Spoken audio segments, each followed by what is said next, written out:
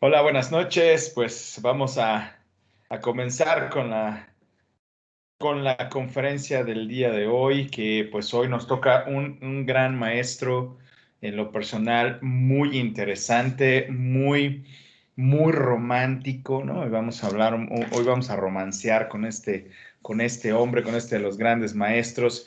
Acuérdate que estamos hablando de los tres griegos, ¿no? Nos toca hoy Platón, pero ya hablamos la semana pasada de Sócrates, y la que sigue vamos a hablar de Aristóteles.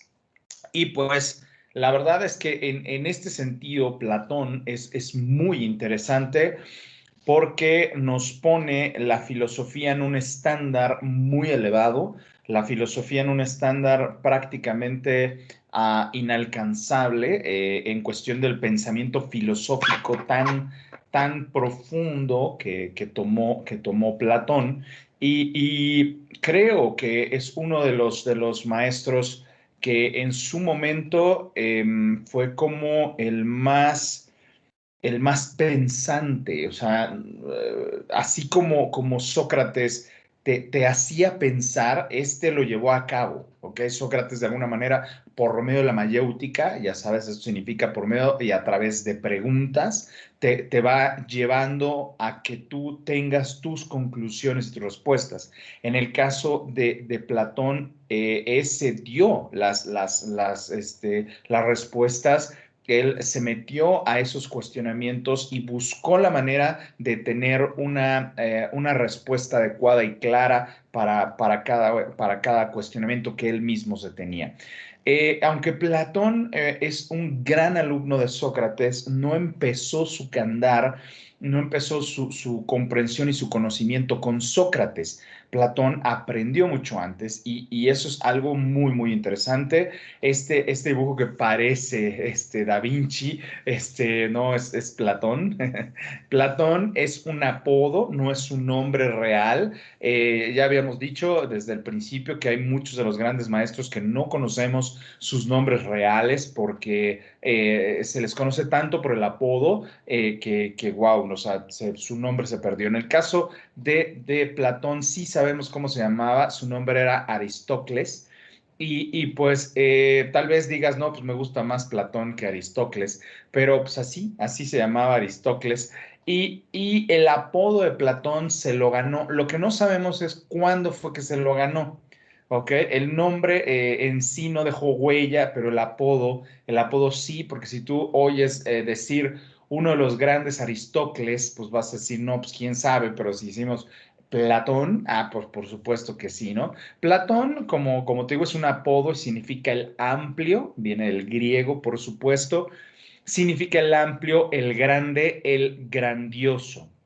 Eso significa Platón, ¿no? El amplio, el grandioso. No sabemos entonces si el apodo lo tuvo desde niño o fue por alguna cosa que hizo de niño o después.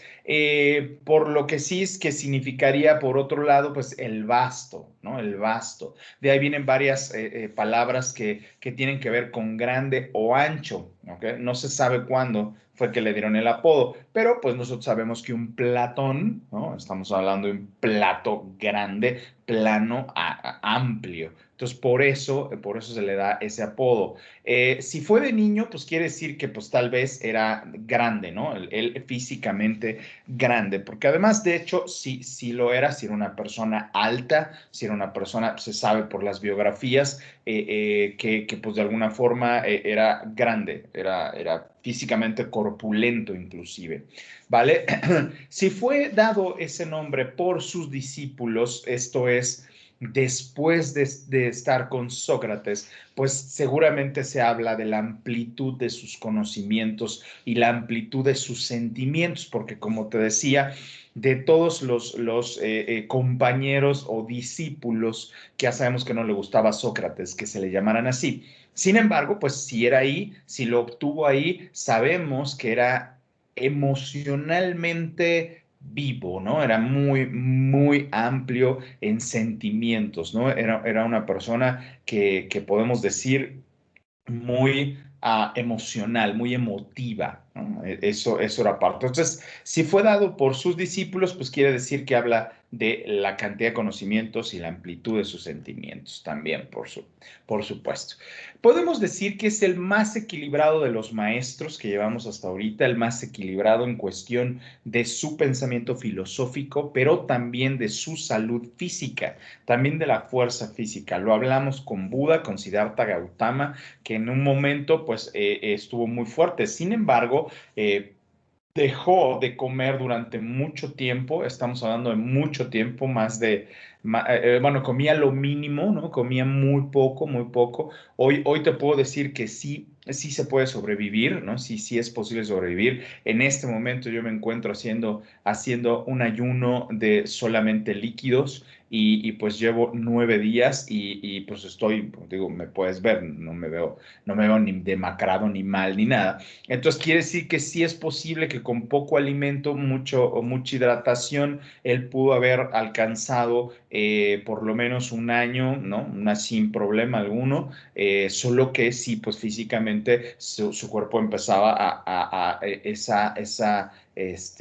se me fue el nombre, eh, eh, eh, eh, ay, la onda es que tu organismo empieza a consumir su acidez y se empieza a alcalinizar en un punto. Entonces, de alguna forma, su cuerpo va a empezar o empieza como, digámoslo así, como comerse a sí mismo, pero en sano, ¿no? Entonces, sí, sí puede alcanzar ese punto, ¿no? En este caso, Aristóteles perdón, Platón. En este caso, Platón físicamente era muy fuerte, muy inteligente, usaba su cabeza bien, ¿no? De hecho, José Vasconcelos, que obviamente sabes quién es, lo llamó en su momento la cabeza mejor puesta del mundo. Podemos decir la cabeza más justificada de su mundo. Pues bueno, quiere decir que de alguna forma era muy equilibrado, era también una persona que era muy pensante, muy justo, una persona muy honesta, y aquí hablamos de una gran variedad de principios y de valores que cumplía Platón. Por eso es que fue uno de los grandes maestros, muy complejo de alcanzar el ideal, y eso llevó al conocimiento utópico. Lo que ocurre es que Platón sí era así, o sea, Platón era honesto, era íntegro en ese sentido, y entonces era muy complejo llegarle a sus estándares, y por eso cuando escribe sobre sus tratados del amor, la belleza, el nombre es muy complejo llegar a sus estándares, ¿no? Desde muy joven, Platón fue muy dinámico físicamente y además fue muy artístico, ¿no? Es como una combinación entre Buda, Orfeo, entre Pitágoras, ¿no? Una combinación ahí entre fuerza física, fuerza espiritual y la parte, de verdad filosófica, ¿no? De Pitágoras, por ejemplo. Entonces, desde muy joven fue físicamente muy dinámico, fue artístico, músico, filosófico, fuera de lo normal. O sea, no era normal para la edad desde muy chamaquito, era muy pensante, era muy atlético, le gustaba la música y por supuesto le gustaba la poesía, ¿no? Él era campeón en lucha libre y de lanzamiento de jabalina, ¿no? Básicamente un olímpico, pintor y escritor de teatro, cantante y muy buen escritor, ¿no? De hecho, escribió varias obras de teatro, y inclusive que compitieron con obras de Homero, ¿no? En su momento, lo que pasa es que Homero ya era Homero, o sea, ya era el escritor de obras de teatro Homero, y sin embargo, en algunos momentos, el chamaco, por llamarle de alguna forma, el chamaco Platón, Aristóteles, llegó a poner obras de teatro que la gente llegó a sopesar, ¿no? Sobre todo los actores, sopesar cuál hacían, si una de este muchacho o una de Homero. Entonces, imagínate, era realmente bueno. Eh, Sorprendía, o sea, realmente sorprendente, sorprendente. Esencialmente en su escritura era poeta.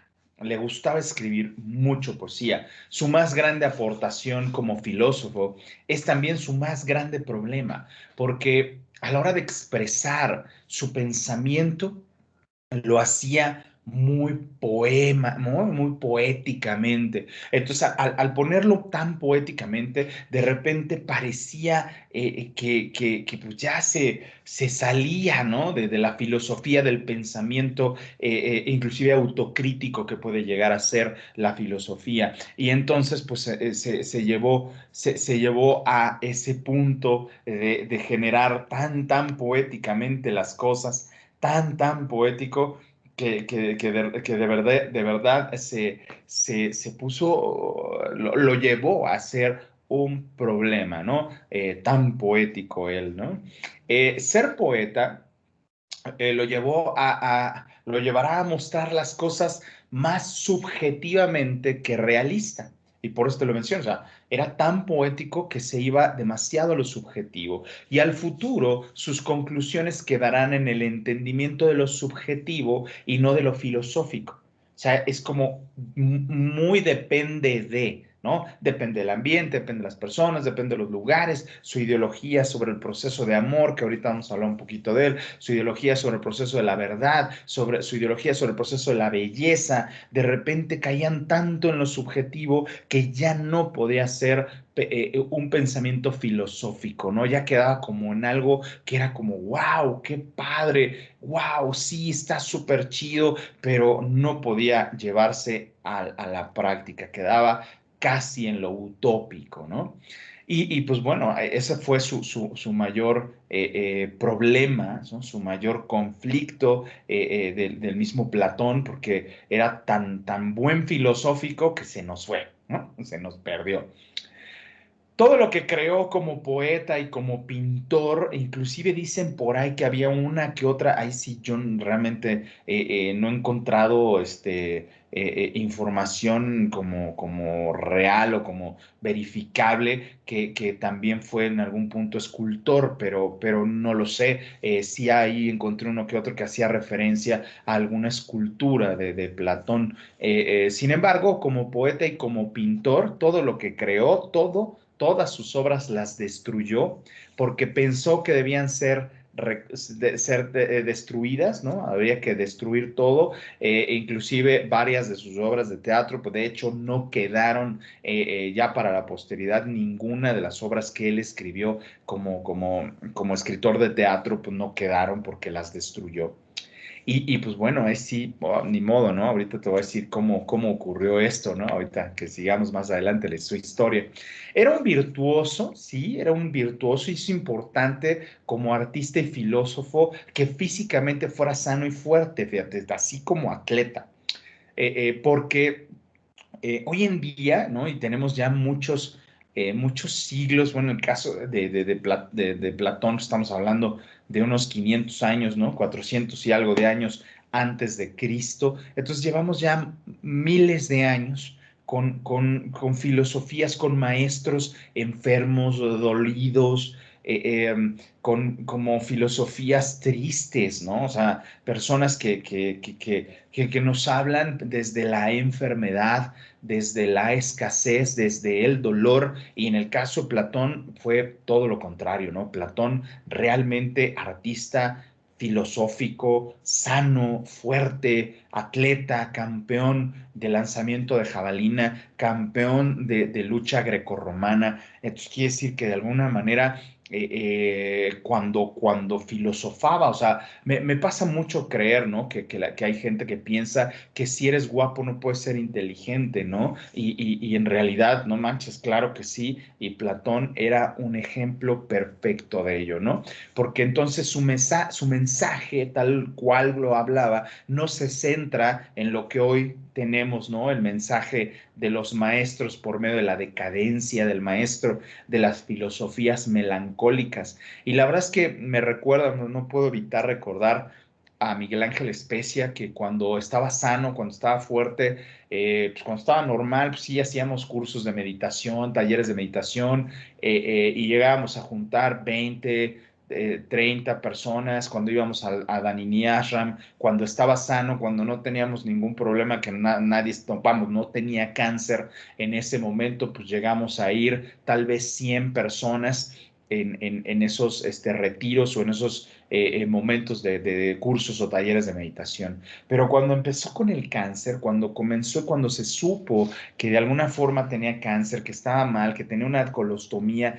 llegamos a ser 500 personas en un fin de semana. O sea, es esa parte de que parece que a la gente le gusta el mensaje centrado en la decadencia del maestro, ¿no?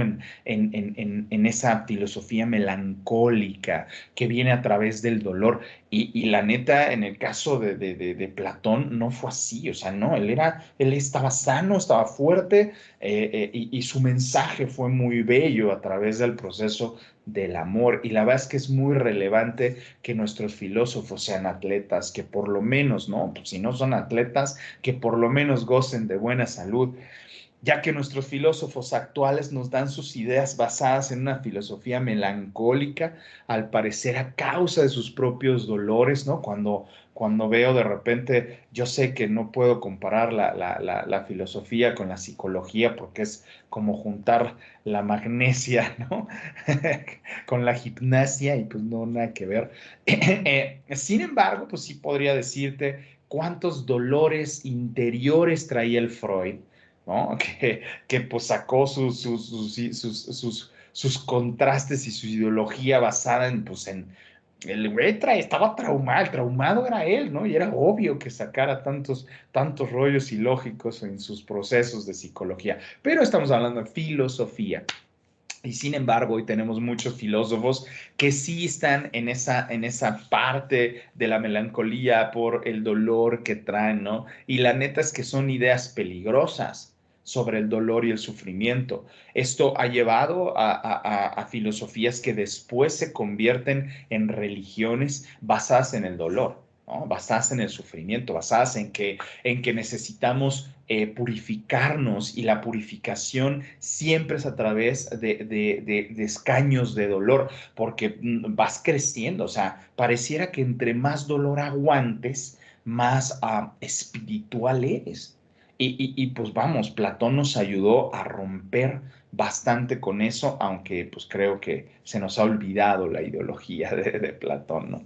Platón nace en el seno de una familia aristocrática. Esto también le da a Platón acceso a cosas impresionantes. Acceso a cosas que, por ejemplo, Sócrates no pudo tener. ¿No? Sócrates en su momento no alcanzó ya después, en la madurez, ya alcanzó estados políticos, ¿no? En el caso de Sócrates, pues en el caso de Platón, desde muy chavito, ¿no? Sócrates no lo tuvo y Platón sí. Así es que, pues, tanto por su padre y su madre, ambas familias eran ampliamente políticas. Quiere decir que era un chavo, ¿no? Platón era un chavo muy conectado, muy conectado en los altos niveles de la Grecia antigua, de la Gran Grecia, de la Magna Grecia, así ya era en ese momento, en la antigua Grecia. Nace en el 428 antes de Cristo, antes de nuestra era, pues estamos hablando de, como te decía la semana pasada con Sócrates, ya la Grecia poderosa, la gran magna Grecia, con todos sus estados perfectamente ubicados, ya en un juego de democracia republicana, ya en lo más alto, ¿no? De lo alto que podría estar la Grecia en ese momento. Y pues Platón, desde muy joven, curiosamente, él buscaba preparar. ¿Ok? O sea, esta idea de enseñanza, esta idea de ser como un maestro, ya la traía desde muy chavito, ¿no? Pues la neta es que gracias a su familia, que era altamente política, ¿no? Pues tuvo la oportunidad de él aprender, de él comprender, de él estar en medio de reuniones políticas, en donde empezó a comprender el funcionamiento, cómo se llevaba a cabo, qué pasaba, y entonces, desde muy joven, tuvo la idea de preparar personas para el acontecer político. sea, dijo, a ver, no, la gente, los comunes, el pueblo necesita aprender de política. Podríamos decir que Platón es el precursor después de lo que hoy llamamos, ¿no? Hoy sabemos que es el estudio político, ¿no? Las licenciaturas en politología, ¿no? Entonces, él empezó con esta idea de decir, hay que preparar personas para el acontecer político, crear jóvenes que tuvieran criterio y cultura para que fueran el futuro político de Grecia. Y la verdad es que desde muy chavo empezó con esa idea, hizo varios como pequeños proyectos de apoyar entre jóvenes, apoyar, ¿no? Y empezar con la ideología de formar federaciones de jóvenes aptos, primero para gobernarse a sí mismo y después para gobernar a los demás. Esa creo que es una idea muy genial. Los nuestros acá, los toltecas, la adoptaron y no solo no la adoptaron de ellos, sino la llevaron a cabo, la comprendieron, entendieron que lo primero que tenía que hacerse era gobernarse a sí mismo. De hecho, en la ciudad que ya cuando hablemos de Quetzalcóatl nos va a tocar platicar de esa parte, pero había un edificio exclusivo en Teotihuacán, un edificio exclusivo para la enseñanza del gobierno, del autogobierno. Entonces, eso es algo que en este caso Platón pues también intentó hacer, ¿no? Que se gobernaran primero a sí mismos y después poder gobernar a los demás, porque es la parte más sencilla o la mejor forma que puedas ayudar a que otro ser puedas apoyarlo cuando tú puedes en ti mismo hacerlo, ¿no? Cuando tú puedes apoyarte a ti mismo. Platón fue un teórico de la política, o sea, de verdad empezó a poner la teoría. Empezó a escribir la teoría, las reglas, las leyes, los formatos de cómo poderse hacer mejor un político. Y desde pequeño trató de preparar un sistema de cómo podían gobernar con un sistema. Esa era la idea, hacerlo a través de un proceso sistemático. Y estoy hablando que estamos hablando de un chamaco, de un chavito, de un chavo Platón y de un adolescente Platón que a los 21 años conoce a Sócrates. Para este tiempo, cuando hablamos de 21 años, pues ya la gran mayoría en ese tiempo ya se le consideraba adulto completamente, ya un señor completamente, y sin embargo es en el momento que tú y yo podemos ver un chavo de 21 años y decir, wow, ¿no? Pues todavía le hace falta, ¿no? Pero imagínate en este caso, Platón era ya un chavo muy pensante, muy estudiado, y es cuando conoce a Sócrates. Significa que lo conoce tardíamente a comparación de otros de los discípulos de Sócrates o de los compañeros de Sócrates. Sócrates ya era conocido ampliamente. De verdad, de hecho, fue de sus últimos discípulos, Platón, igual por el mismo hecho de la política, de hecho, tiene ese acercamiento, Platón con Sócrates, porque Sócrates iba a las reuniones de la alta política de Grecia. Y es ahí donde lo conoce. Y pues la neta es que Platón al escucharlo, y más que nada, no solo fue escucharlo, sino que Sócrates le replanteaba con preguntas. ¡Wow! Eso para Platón fue bárbaro, o sea, le pareció impresionante porque entonces lo lleva a replantear su historia de vida. O sea, Platón, que ya llevaba un formato, un estilo, una manera, ya iba encaminado, cuando conoce a Sócrates, seguramente Sócrates lo cuestionó. ¿Y por qué? ¿Y para qué? ¿Y por qué haces eso? ¿Y por qué? ¿Cuál es tu objetivo? ¿A dónde quieres llegar? Entonces seguramente le replanteó una manera de pensar a Platón, que decidió quemar todo lo que había hecho para recomenzar. Así es que podemos decir que realmente Sócrates llevó a Platón a una encrucijada tan fuerte que Platón decidió empezar de nuevo. Así de impactante fue el conocer a Sócrates para Platón.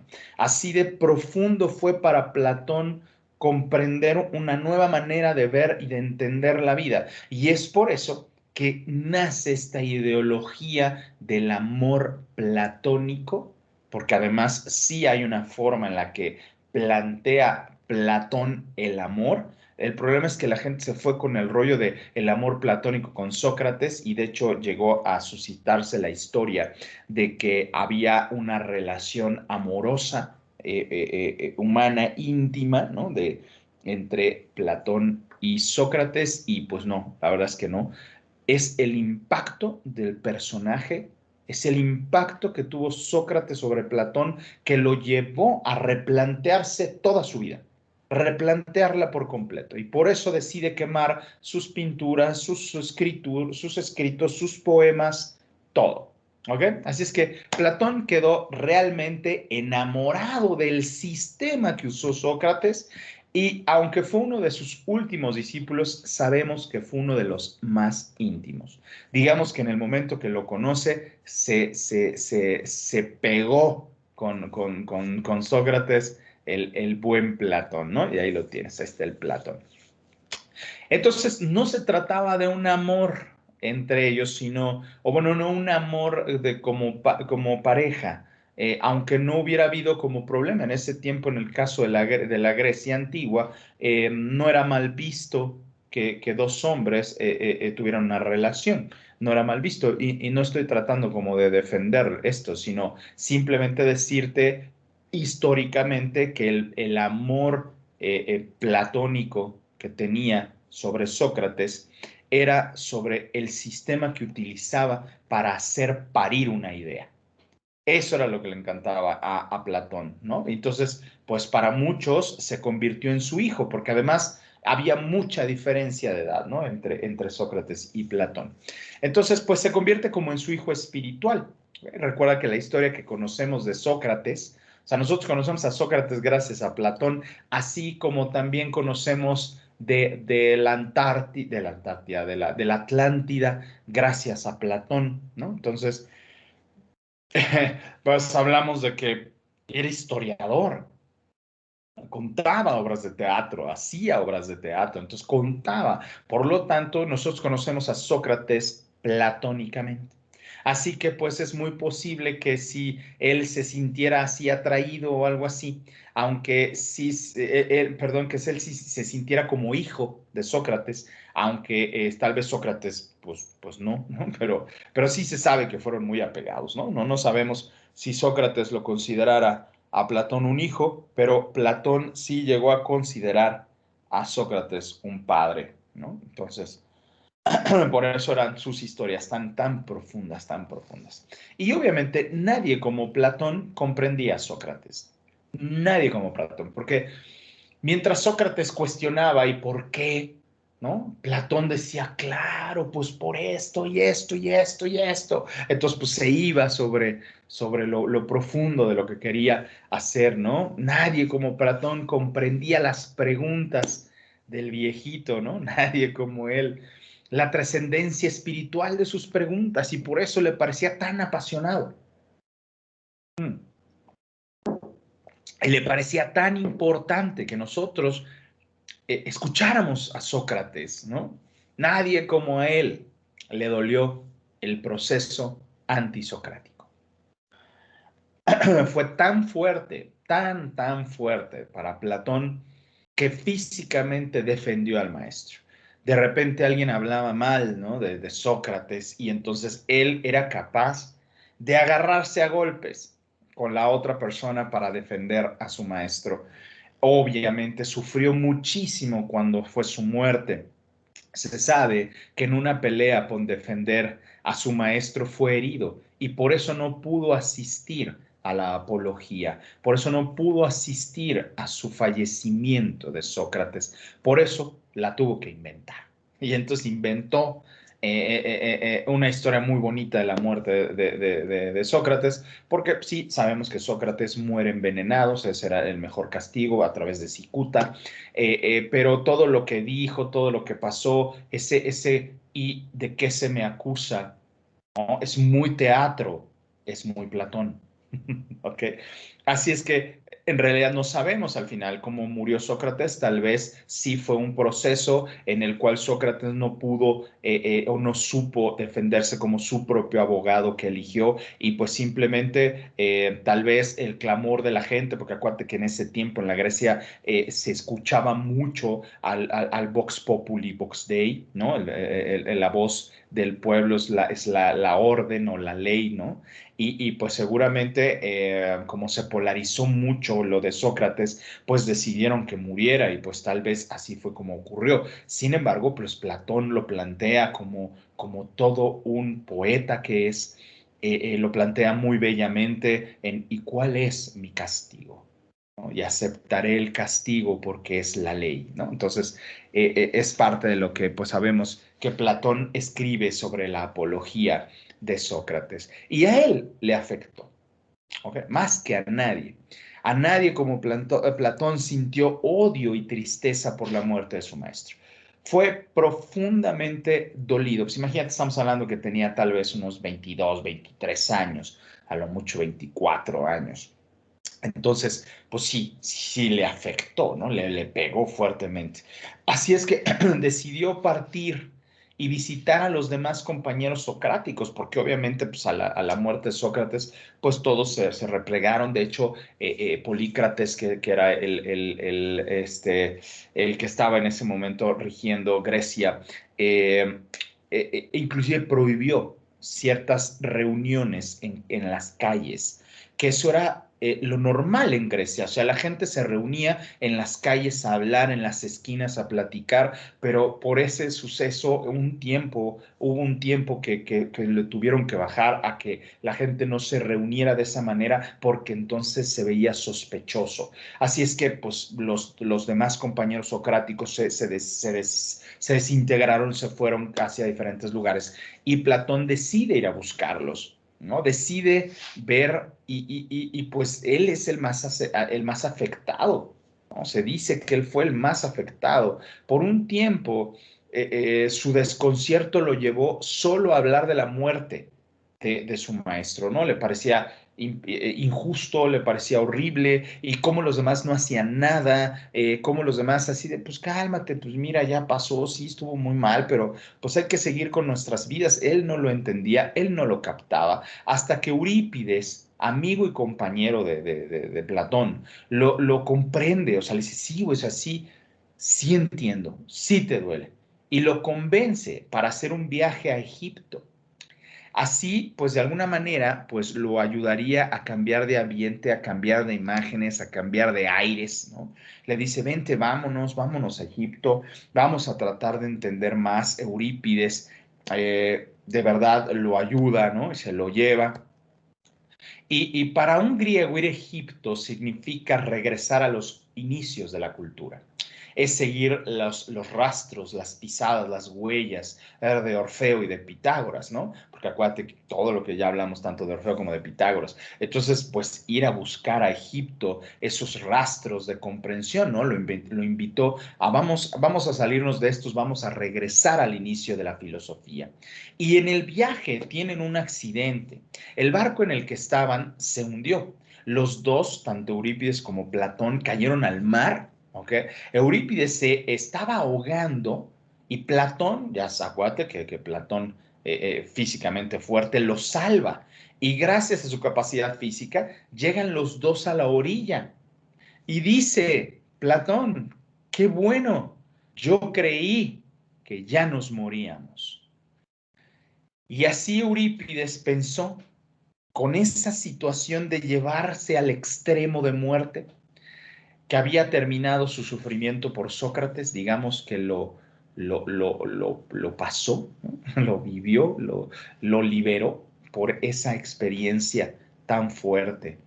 De hecho, Eurípides escribe unos versos después de eso, como pues de alguna forma para ayudar a su amigo y continuar con su camino sin olvidar a su maestro. O sea, recuérdalo, nada más no sufras ya, no sufras, porque sí ya estaba en un nivel Platón muy mal, ¿no? Y le escribe Eurípides, el agua del mar Mediterráneo, bien bebida, alivia grandes tristezas. Eurípides también fue un gran escritor, un gran historiador, y obviamente lo que él escribió también trascendió en el tiempo, y ese fue de repente un problema porque el agua del mar Mediterráneo bien bebida alivia grandes tristezas, sonó ya un eslogan, ¿no? Un eslogan de una marca, y de hecho así es, ¿no? El problema es que ahora se vende el agua del mar Mediterráneo para curar tristezas y males, ¿no? Entonces, pero bueno, se refirió Eurípides a este momento, a ese instante de la historia con Platón, y pues bueno, ni modo, pero se comercializa ahora. Después de ese gran viaje, se encontró en Tarento con una forma de gobierno democrático, se encontró con los discípulos de Pitágoras y fíjate que le llamó mucho la atención, le gustó el sistema, esa forma de silencio absoluto, de disciplina, y además él como atleta pues también era muy disciplinado, le gustó mucho la forma y en ese viaje recibe de mano de los discípulos de Pitágoras dos manuscritos hechos por la hija, acuérdate que Pitágoras no escribió nada, es gracias a su hija Démona de Pitágoras que nosotros sabemos y conocemos todo lo que Pitágoras hizo. Y le fueron entregados dos escritos, dos de esos manuscritos hechos por la hija. Y pues la verdad es que no se supo qué pasó con esos escritos. No, se sabe que se los entregaron a Platón, pero ya no sabemos qué hizo Platón con ellos. Esto obviamente fue posterior a su quema, ¿no? A la idea de quemar todo. Pero no sabemos qué pasó con esos, tal vez los heredó, los entregó, no sabemos realmente. Y fíjate que de ahí fue a buscar a Dioniso primero, que aunque en realidad fue Dioniso primero el que buscó a Platón, pero pues fue al encuentro. Era un rey en Siracusa, un pequeño rey de una ciudad en Siracusa, fue aceptado y recibido ostentosamente, lo invita a comer, lo acepta como asesor Dioniso primero, de verdad, o sea, en la opulencia completa, ¿no? Pues Platón dijo, wow, ¿no? Qué impresionante, y lo acepta como asesor, o sea, Dioniso le dice, por favor, maestro, dime qué estoy haciendo mal. Dime qué estoy haciendo mal con el pueblo, dime si tengo que mejorar algo, dime qué es lo que puedo yo hacer para mejorar como rey, ¿no? Entonces, pues bueno, en esa primera comida, ¿no? El rey le pide que pues lo ayude, que le dé consejo y yo creo que no hay peor consejo que le puedes hacer a alguien y sobre todo a un rey que decirle sus fallas, ¿no? Y decirle sus fallas delante de la misma gente, ¿no? Entonces, wow, se puso muy complejo porque en la misma comida el Platón le dijo, claro, con gusto, él comenzó a decir, mire, me parece que la gente le tiene más miedo que afecto, ¿no? Porque se le ve a la gente que realmente pues, le tiene miedo. Entonces, eso no se puede gobernar con miedo, ¿no? No puede haber un pueblo libre si está con miedo. Siento que hay injusticia social, ¿no? O sea, veo que hay injusticia social. Ustedes están en la opulencia con estas bienvenidas, con este foro, y hay gente muriendo de hambre en las calles, lo vi en el paseo. Tal vez lo quiso ocultar, pero yo sí los podía ver. La verdad es que está mandando usted por capricho.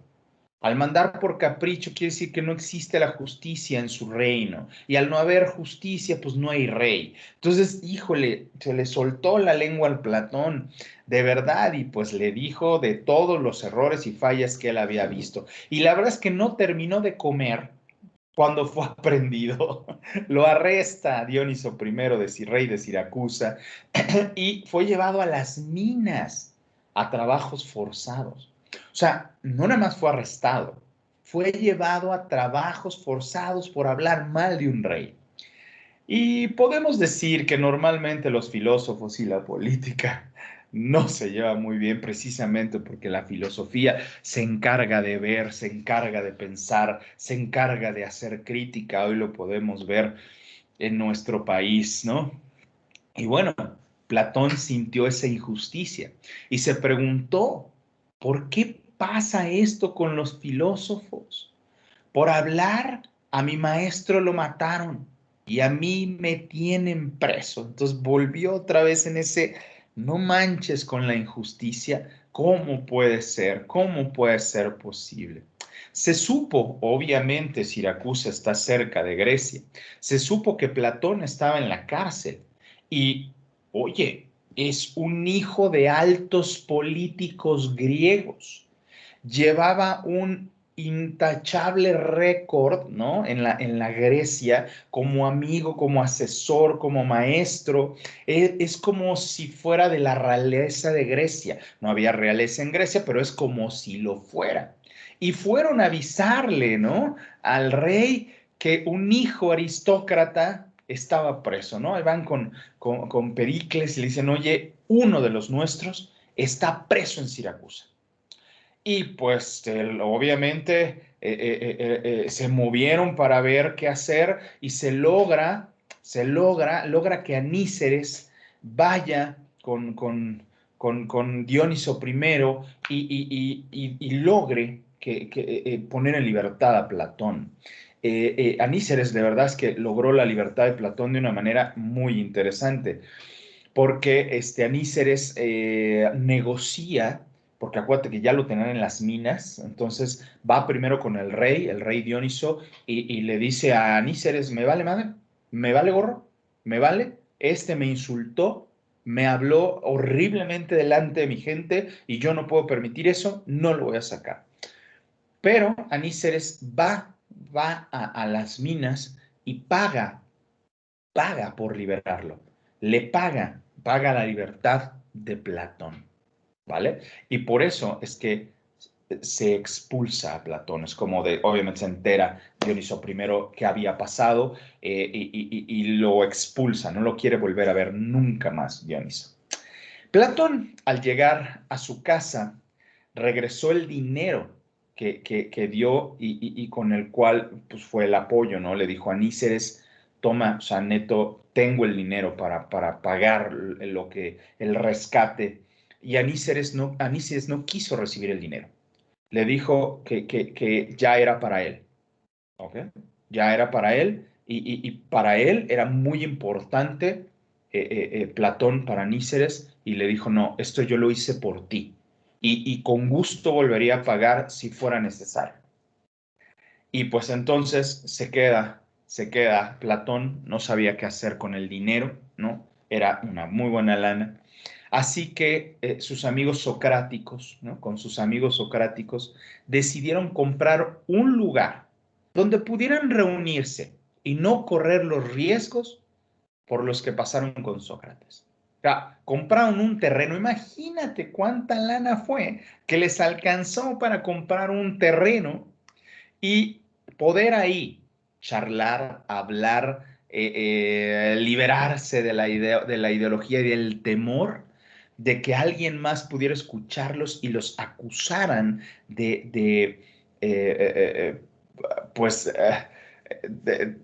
de contrarios a los pensamientos habituales, ¿no?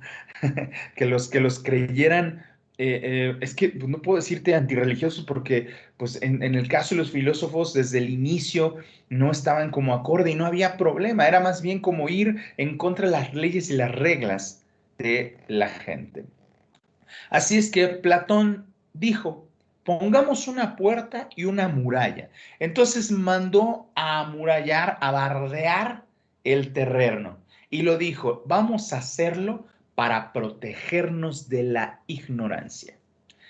Es más, y para proteger, ¿no? Para que quedara claro, en la puerta puso un letrero y el letrero decía, el que no sepa geometría, que ni entre.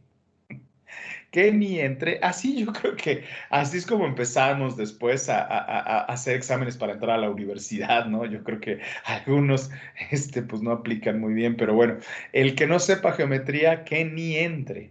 Eso era lo que estaba en el letrero en la puerta de este terreno que compró Platón con su rescate de Siracusa para poder pensar, un lugar donde pensar, hablar, enseñar, ¿no? Qué interesante. Y fíjate, la parte más padre es que de ese letrero se logró que muchas mujeres entraran a esa escuela, porque los demás lugares casi no permitían a las mujeres, les permitían la entrada para pensar, para estudiar. En este caso, como ellas sabían geometría, podían entrar. El letrero decía, si no sabes geometría, no entres. Si sabes geometría, adelante. No es necesario y no les importaba si eras hombre o eras mujer. Así es que comenzó a ser un lugar de reunión de muchas mujeres y que de ahí salieron grandes mujeres pensadoras, grandes mujeres capaces, ¿no? Entonces, para que si creen ustedes que la lucha del feminismo tiene poco nombre, tiene muchísimo, y Platón fue uno de estos que le abrió la puerta a las mujeres al conocimiento. La novedad para las filosofías occidentales. Platón era altamente feminista y comprendió que la mujer comprende con mayor facilidad por lo que siente. O sea, la mujer comprende mucho porque siente. La mujer comprende por las sensaciones y mucho de la filosofía son sensaciones. Mucho de la geometría, de la aritmética, tiene que ver también con las sensaciones, la matemática. Acuérdate que la palabra matemática, según Pitágoras, que él inventa la palabra matemática. La palabra matemática significa las lecciones. Las lecciones. Esto incluye los números, pero también incluye la espiritualidad. La base de la filosofía es ese yo siento en lugar de yo vi, ¿ok? Y eso es muy importante para el proceso filosófico, que es yo siento esto, no yo vi esto o yo veo esto, yo siento, es la base de la filosofía. Se hizo un gran grupo, de verdad, un gran grupo. Venían de muchos lugares. No había pleitos, por supuesto, porque entraban a puerta cerrada, era como un lugar privado. Entonces no había esos conflictos. El problema es que se la pasaron muy bien un tiempo, hasta que un día entró una persona que no sabía geometría. Entró esta persona y es más con decirte, no entró ni siquiera por la puerta. Tiró un pedazo del muro, a golpes, ¡pum! Tiró un pedazo del muro y derrumbó una parte de la pared. Todos obviamente se asustaron y este joven con sus manos que derrumba la pared, con reclamos, empezó a decir que ese lugar era de él y que no le importaba un papel de propiedad, porque obviamente Platón le enseña, güey, aquí yo compré este lugar, tengo mi papel de propiedad, y el otro le dijo, a mí me importa un comino porque yo aquí cada 4 años vengo a entrenar para las Olimpiadas y por lo tanto este es mi lugar, ¿no? Ya sabes, ¿no? Violencia ante la inteligencia. El joven pues decía, yo soy un atleta y este es mi lugar de ejercicio y me vale. Platón recuerda que también era atleta y Platón le dijo, y cómo reclamaba ese lugar, porque la tierra es del que hace algo con ella, ¿no? Y como yo he ganado los Olímpicos, pues entonces Atenas me debe este lugar. Así como, pues decidió, le gustó ahí y pues, ¿no? Yo gané, ¿no? Las Olimpiadas, así es que pues, todos me deben este lugar. Y Platón aceptó, ¿no? Dijo, todo tu esfuerzo es válido. Y también le dijo que él se esforzaba igual con su cerebro, así que lo convence para que compartan el lugar. Le dice, tu esfuerzo físico es válido, pero también mi esfuerzo mental es válido. Y los dos estamos haciendo algo con la tierra en este lugar. Tú entrenas, yo educo, ¿no? Y lo convence. ¿No? Platón convence al joven y le dice, es más, tú vienes por la mañana y nosotros lo ocupamos por la tarde y para que sientas que este lugar también es tuyo, le vamos a poner tu nombre al lugar. ¿Cómo te llamas? Y el muchacho lo voltea a ver y le dice, ¿sabes qué? Me convence, me convence. Yo me llamo Academo, me llamo Academo. Y le dijo, perfecto, ¿qué te parece? A este lugar le vamos a llamar Academia. Y ahí nace la academia. Así es que si tú en algún momento en la escuela fuiste a la academia, ahora vas a saber que en realidad es la escuela original de Platón. La academia. Y pues de ahí nace, ¿no? Ahora se llamará academia, el lugar en donde nos reuniremos para pensar en tu honor, ¿no? Le dijo. Se tuvo que crecer tanto esta academia que terminó siendo casi una ciudad. Tomó la idea, obviamente, de Pitágoras, de los esotéricos y de los exotéricos. Entonces, algunos venían a tomar clase y otros vivían ahí. Creció de verdad muchísimo con esa ideología. De ahí surgió una gran escuela de donde la enseñanza primaria era aprender a gobernarte, a crecerte, y se creó la primera universidad moderna de la historia ya llamada academia, la academia, ¿ok? Ya tal cual, o sea, ya ahora sí, ya era reconocidísima una universidad, un lugar de enseñanza y se le puso la academia. La academia fue la primera verdadera universidad ya como tal, ya que en ese lugar se enseñaba de todos, de todo, de todo. Todos los temas, desde lo básico de las matemáticas hasta la espiritualidad y teología. O sea, se enseñaba de todo, a leer, a escribir, a pintar, o sea, de verdad. Entonces, por eso te puedo decir que fue la primera verdadera ya fundada como tal universidad, donde se le enseñaba de todo, universal, ¿vale? Artes y música, ciencia y pintura, todas las artes. Es como la unión del Politécnico y la UNAM y las Bellas Artes en un solo lugar. ¿Ok? Así, la parte politécnica, la parte ingeniería, la parte licenciatura y las bellas artes en un mismo recinto. Esa era la academia de Platón. Por esto puedo decir que 500 años antes de Cristo fue fundada la academia. Entonces, pues era wow, o sea, de verdad, enseñanza con la intención de que aprendieran a gobernarse a sí mismos. Ese era el objetivo. ¿Ok? Platón buscó educar. Se dio cuenta que una cosa era educar y otra cosa era informar. Hoy podría decirte que nuestra educación a nivel México es informar. Te informan que hubo una cultura, te informan que hay unas reglas, pero no educan. ¿Okay? No hay una educación. Así que cada uno de sus académicos tenía que comprender su ser y sus conocimientos. Ese era el objetivo. Crecer primero tu criterio y después comprender los conocimientos. ¡Wow! Esto es bárbaro, porque primero crece tu criterio, tu capacidad de saber conducirte, de elegir sobre lo correcto y lo incorrecto para ti. Las decisiones y los efectos, o las decisiones y las consecuencias de todo eso, y después vas a aprender sobre conocimientos. Logró tanto éxito la Academia de Platón que su fama se extendió por toda Grecia y por todos los alrededores. O sea, de verdad fue un momento bárbaro. Por eso te digo que llegaron Sócrates, Platón y Aristóteles a crecer la Grecia. Wow, o sea, fueron ellos, los tres fueron los que de verdad llevaron al crecimiento filosófico de comprensión de Grecia, ¿no? Y pues Platón, digo, Sócrates lo puso en un muy, muy buen nivel. Platón lo elevó muy cañón por su academia, ¿vale?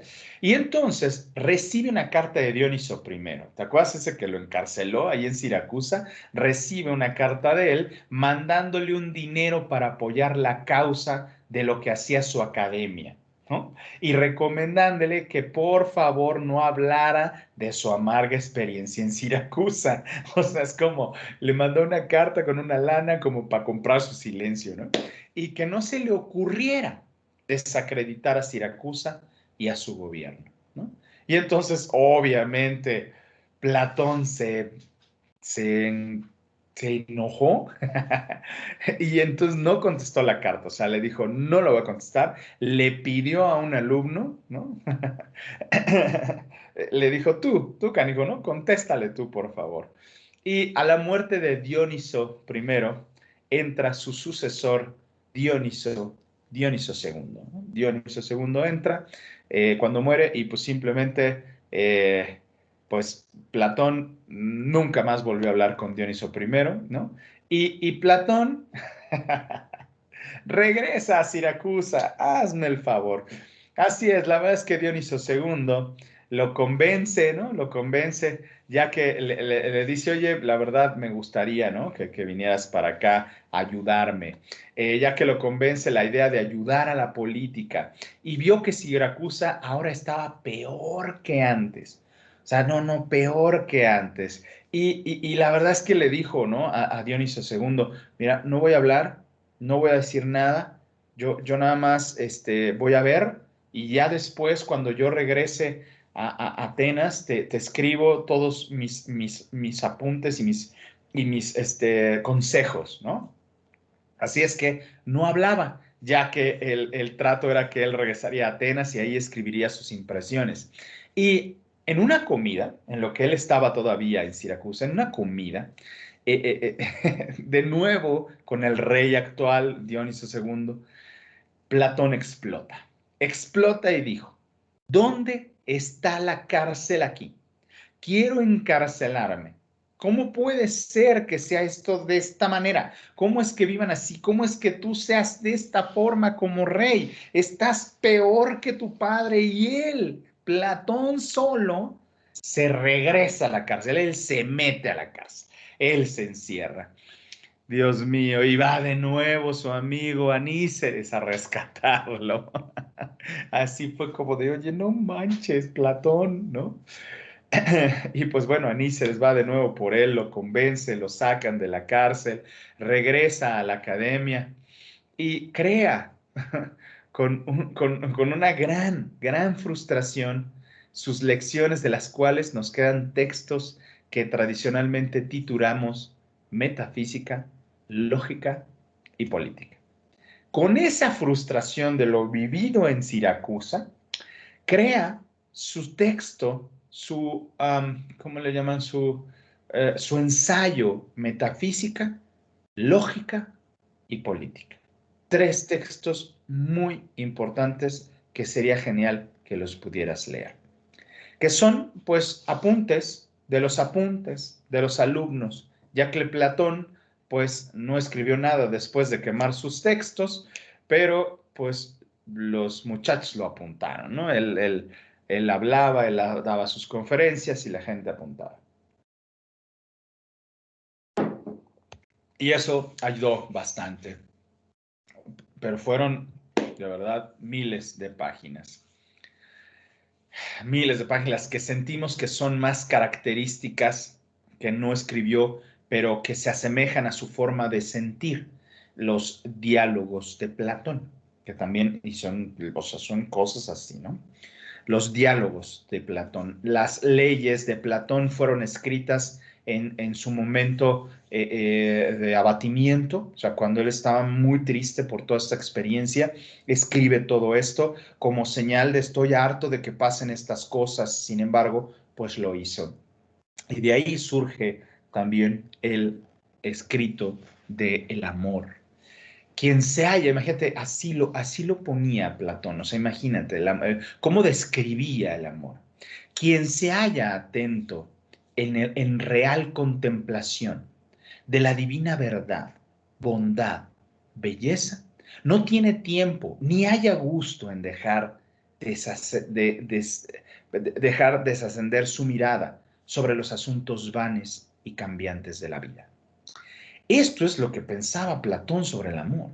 Cuando tú estás atento en real contemplación de la divina verdad, bondad y belleza, no tienes tiempo ni vas a hallar gusto en bajar tus ojos, descender tu mirada sobre los asuntos vanos y cambiantes de esta vida. ¡Wow! Es de verdad hermoso. Cuando tú te hallas atento en real contemplación de la divina verdad, bondad y belleza, no te vas a fijar en las cosas vanas. Esa es una forma de describirlo. Y continúa, sino que atendiendo constantemente iluminando su espíritu y dirigirlo hacia la divinidad permanente e inmutable. Ahí diriges tus ojos. Consagrada su atención en conformar toda su vida y todo ser de acuerdo con aquella divinidad que está contemplando, llegando a identificarse y a quedar integrado como una parte consciente de aquella divinidad universal e infinita. ¡Wow! Imagínate la unificación con eso que estás tú observando y contemplando. El amor platónico es la expresión de amor sin sexo. Es la expresión de amor en su ser, no en la sexualidad. Él hablaba de amor como de un amor que existiese entre el hombre y la divinidad, que te puedes enamorar profundamente de la vida y de todo lo que en ella existe solo con amor profundo de espíritu a espíritu. Eso es algo de verdad muy bello, es algo muy hermoso porque está hablando de un amor que va en la profundidad. Y por eso ese es el amor platónico, no el amor platónico el que tenía Sócrates, o sea, no, el amor platónico de lo que él enseñaba y mostraba. Según Espitio, la segunda vez que regresa Platón de Siracusa, se trajo un jarrón, así tal cual. Le tenía un gran amor a ese jarrón porque el jarrón le recordaba todo lo que pasó en su mala experiencia y su mala incursión en la política, porque por supuesto, después de esto, después de regresar de Siracusa, Platón se dedicó a la academia al 100%. No le importó ser asesor, aunque se lo pidieron, no le importó ser asesor político de muchos políticos, de muchos griegos que le pidieron ser, ¿no? Su asesor, él eligió no hacerlo. Tenía un esclavo, porque en ese tiempo era permitido y era bien dicho, ¿no? Era bien visto. Tenía un esclavo Platón llamado Artemio y siempre le decía que tuviera cuidado con el jarrón. Artemio, aguas con mi jarrón, no me lo vayas a romper, no me vayas a romper el jarrón, ¿no? Y pues obviamente, pues pasó, pasó lo que tenía que pasar y Artemio lo rompió. Rompió el jarrón. Sí, fue un accidente y todo, pero rompe el jarrón y Platón ya era muy grande, ya era viejo, ya había logrado muchas cosas, había crecido la academia de una manera muy bárbara, era reconocido a nivel griego y a nivel mundial la academia como algo muy impresionante, algo muy fuerte. Y Platón, al ver roto el jarrón, le llamó a Artemio y le dijo, híjole, dijo de Artemio, le dijo, me has roto el jarrón de Siracusa, así que debo castigarte. Solamente que ahora no puedo castigarte porque estoy muy enojado y sería venganza, mas no castigo. Así es que por favor recuérdame algún día que me veas de buen humor, que te castigue, ¿no? Recuérdame en algún momento. Lo veía Artemio contento y le decía, maestro Platón, tiene que castigarme. Y Platón, ¿por qué? ¿Por qué te tengo que castigar, no? Y le decía Artemio, señor, pues por lo del jarrón de Siracusa, ¿se acuerda? Y Platón le decía, ay, cállate, ya me enojé, qué hijo de la chinga, así no te puedo pegar porque otra vez va a ser venganza, ¿no? Y así transcurrieron los últimos años de Platón en esa discusión con Artemio. Y fíjate que era muy interesante porque cuando, cuando Aristóteles entra a la academia, como estudiante de la academia, le parecía súper interesante todo lo que enseñaba Platón.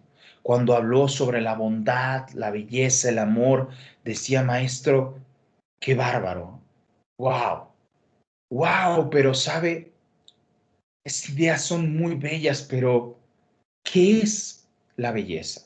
¿Qué es la bondad? ¿De qué me habla? ¿Cómo me lo como? ¿De qué quiere explicarse? O sea, ¿cómo es esa la bondad? ¿No? ¿Qué verdad? ¿De qué verdad me habla? Está muy padre, pero pero eso está en su mundo. Eso no es algo que puede estar aquí. Y wow, ¿no? Entonces se sacaba de onda mucho Platón, ¿no? Mucho, mucho, ¿no? Porque decía, cómo me haces esto, ¿no? ¿Cómo me dices esto? De hecho, dicen que cuando expuso la escritura sobre la metafísica, estuvo horas hablando, más de 20 horas hablando Platón, al grado que, pues cuando se fueron saliendo la gente, el único que se quedó fue Aristóteles, ¿no? Fue Aristóteles, se quedó ahí, y entonces Platón se acercó a él cuando terminó y le dijo, tú sí has entendido. Y le dijo Aristóteles, maestro, la verdad, digo, para ser honestos, pues la neta es que no entendí nada. Y el otro, ¿qué? Pero entonces, lo que pasa es que no creí que había otro lugar más importante en el que estar que aquí. Así es que ahí surgió una situación curiosa entre Aristóteles y Platón que te voy a platicar cuando hablemos la próxima semana de Aristóteles, te voy a platicar un poco más, porque sí, fue el único que de alguna manera lo comprendió Aristóteles a Platón, sin embargo, no estaba muy de acuerdo. Pero bueno, así es que Platón, cada vez que Artemio le decía, ¿se acuerda el jarrón? Tiene que castigarme. Volvía a enojarse Platón, volvía a ponerse mal y no lo podía, ¿no? Así es que pues tiene que castigarme, maestro, y pues otra vez no podía. Y así transcurrieron esos últimos años de Platón. Platón en el momento de una gran enfermedad se decía, no me puedo morir, no puedo morirme, Artemio, porque no he castigado a Artemio. Y Platón ya en su lecho de muerte, Artemio se acerca a él y le pide que le diera un golpe en la mejilla, ¿no? Deme un golpe en la mejilla, maestro. Y pues bueno, le da el golpe en la mejilla y después le pregunta por qué. Le dice, maestro, por el jarrón que rompí. Y le dice, ay, Artemio, ya no importa, ya no importa. Los historiadores dicen que Platón murió escribiendo. Y eso es una hermosísima historia, de verdad es muy bella esa consideración, esa ideología del por qué creen que Platón muere escribiendo. Y esto es porque él se convirtió en una persona muy conocida, muy, muy conocida. En las fiestas de todos los que se casaban como esotéricos en su academia, él siempre estaba, ¿no? Él de hecho oficiaba, ¿no? La unión de los que en la escuela, en la academia, se llegaban a casar. En un momento le pregunta a Artemio, porque pues se casó, ¿no? Digo, se casaron unos, él estuvo en la fiesta y él ya cansado le pide a Artemio que lo lleve a sus aposentos y ya estando ahí le pregunta a Artemio que si ya no le debía a nadie nada. Artemio, ¿le debo a alguien algo? Y Artemio, no, maestro, ya no le debe usted nada a nadie. Y entonces le pidió a Artemio una hoja y en esa hoja le escribe su libertad. Le escribe la libertad a su esclavo, lo deja libre. Y es por eso que se cree que murió escribiendo. Y pues escribió tal vez lo más bello que haya escrito en toda su vida, la libertad de un hombre. Así es como Platón muere, después de haber dejado libre a un hombre. Y pues esa es exactamente la historia de, de Platón. Es una historia corta, si tú quieres, pero muy abundante en la posibilidad de entender el pensamiento filosófico exacerbado y a lo máximo. Ese punto en donde llevó a la bondad, el amor y la belleza a planos utópicos, porque jamás describió qué era bondad, jamás describió lo que era belleza, jamás describe como tal lo que es esa profundidad de sentimiento. Solo hablaba de que los sentimientos pueden llegar a ser tan profundos, que puedes enamorarte de un ser sin que tenga que ver su cuerpo. Y la verdad, a mí se me hace muy hermoso. Igual, Sandy, a mí también se me hace muy fuerte porque hoy en día eso es un poco de lo que nos falta. Entrar a esos sentimientos profundos, a esas sensaciones hermosas. Pues nos hace a veces mucha, mucha falta. Pero eso fue el día de hoy, Platón. Eh, Les agradezco que estuvieron el día de hoy aquí. Voy a dejar de grabar para poder